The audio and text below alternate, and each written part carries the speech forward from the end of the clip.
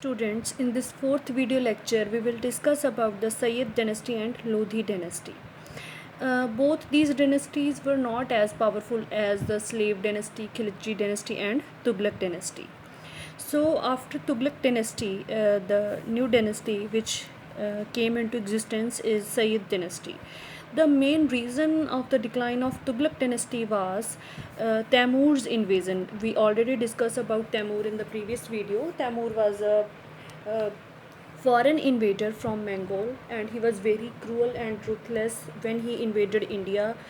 He looted the Delhi city, and there was a great massacre. Thousands of people killed during this massacre, and when Taimur invaded India, Khazir Khan he joined hand with Taimur, and when after that great massacre, when Taimur left India, he appointed Khazir Khan as his governor of Multan. So after that, it was the start of Sayyid dynasty, which started from 1440, and after that Mubarak Shah Sayyid. Mubarak Shah Sayyid was the son of Khazir Khan. Mubarak Shah he claimed to be the descendant of Prophet Muhammad. The 7 year of his reign means he spent 7 years of his rule to suppress the revolts in various parts of India. Means there were so much revolt and rebellions. He spent his 7 year to suppress, to remove these revolts. So he came into the throne in 1421, and he was a man of great vision, but the nobles were against him, and they kept their revolt against him.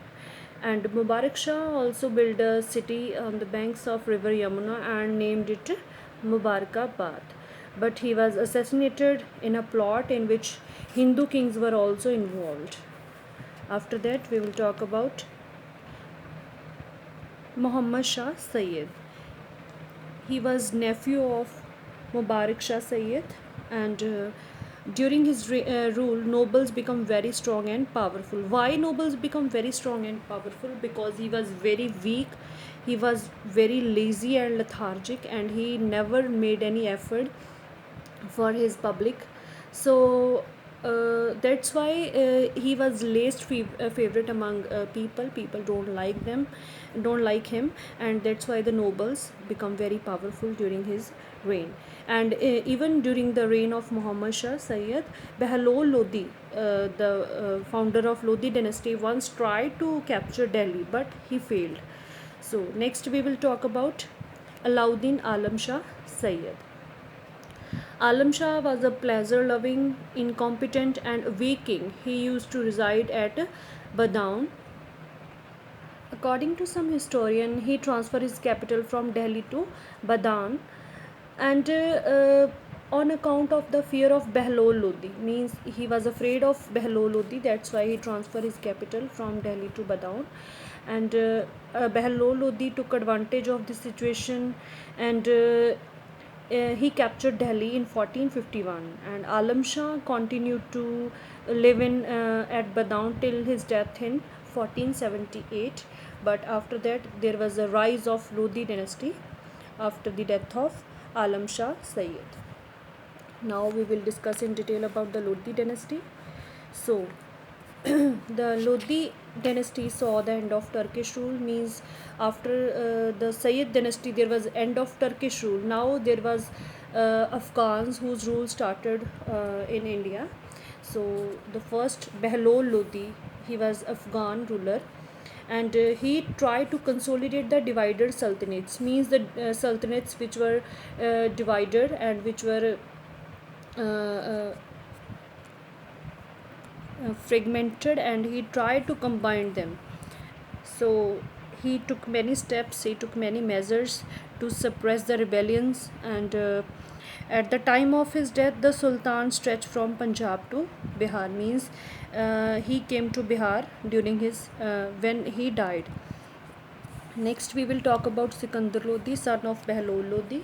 He was one of the powerful ruler, and Sikandar Lodi was very intelligent also, and he also did many reforms like his father, and he also made he also founder of the Agra city, and Agra again he made Agra his capital, and one of his book in which you can learn many things about Sikandar Lodi was Gulrukhi. It was written in Persian language. Ibrahim Lodi succeeded Sikandar Lodi, and like his father, he also faced many revolts by Afghan rulers, and one thing he do that did that he replaced the senior nobles and governors, and he replaced them with the younger nobles.